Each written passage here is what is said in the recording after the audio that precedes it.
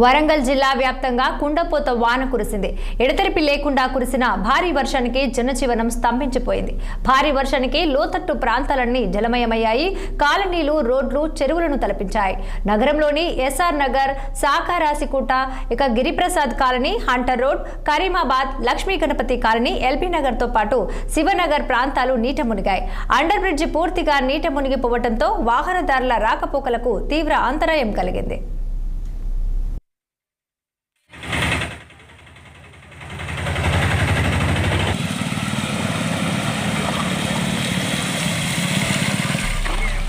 ఉసురుగుట్ట ప్రాంతంలో నివసిస్తున్న వారిని సురక్షిత ప్రాంతాలకు తరలించారు.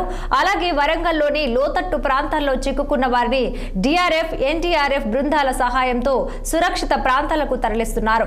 చెరువులు, కుంటలు పొంగి పొర్లడంతో వరద నీరు ఇళ్లను ముంచెత్తింది. ఇళ్లలోకి వర్షపు నీరు ప్రవేశించడంతో కాలనీవాసులు వరదను బయటికి పంపేందుకు తీవ్రంగా శ్రమించారు. పలు మండలాల్లో వాతావరణ శాఖ ఆరెంజ్ అలర్ట్ జారీ చేసింది.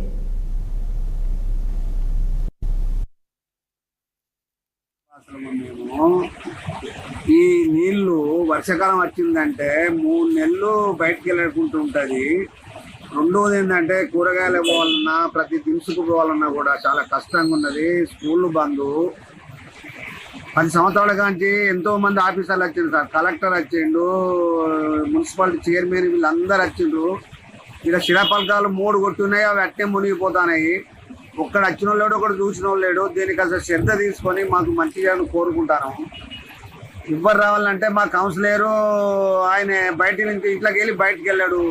ఆయన చెప్పబోతే అవుతుంది అనుకుంటాడు. ఆయన రోజులు గడుపుతాడు తప్ప దీన్ని పనిచేసిన వాడు ఎవరు లేరు. ఇప్పుడు 11-12 సంవత్సరాల నుంచి ఇట్నే నడుతాను సార్. బాగా ఇబ్బంది అవుతుంది. దీనికి మీరు కాస్త దయ తెలిసి దీన్ని మంచి చేయాలని కోరుకుంటాను.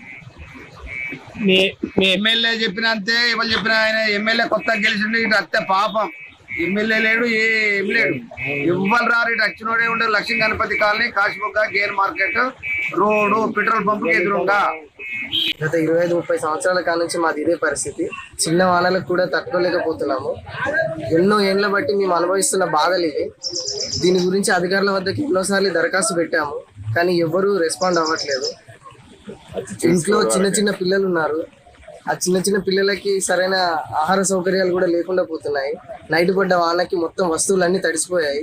బియ్యము, ఉప్పులు, పప్పులు అన్నీ తడిసిపోయాయి. ఇప్పుడు దీన్ని ఏ విధంగా మేము ఫేస్ చేయాలో మాకు అర్థం అవ్వట్లేదు. కొంచెం దీని మీద అధికారులు తొందరగా చర్య తీసుకోవాలని కోరుకుంటున్నాము.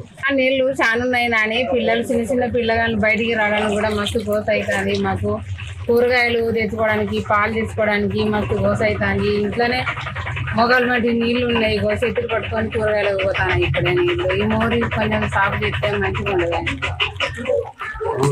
పాములు, తేలు ఇప్పుడు కొట్టిన పిల్లలు చిన్నోళ్ళు ఆగం చేస్తారని అట్లా సాగు చేయరా. దండం పెడతా మంచిగా మా మోరు సాగు చేయండి. ఇక నీళ్లు రాకుండా చూస్తే ఉన్నదో లేదో దీన్ని కూలీ పెట్టేవాళ్ళం పొద్దుగాలు తీసి. సర్నగర్ ఇది కట్టమైసమ్మ టెంపుల్ దగ్గర ఉన్నాం మేము. నా పేరు రమ.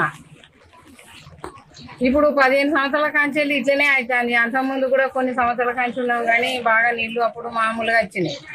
ఇప్పుడు మస్తు రోజుల కాంచి అవే నీళ్లు, అవే కథలు. ఎండ కొట్టినప్పుడు పోతానే, వాన కొట్టినప్పుడు వస్తానే సాగు చేయరా. దోమలు అయితే మస్తు దోమలు, పాములు, తేళ్ళు ఇవన్నీ వస్తాయి. నల్లగొండ జిల్లాలో నీరు లేక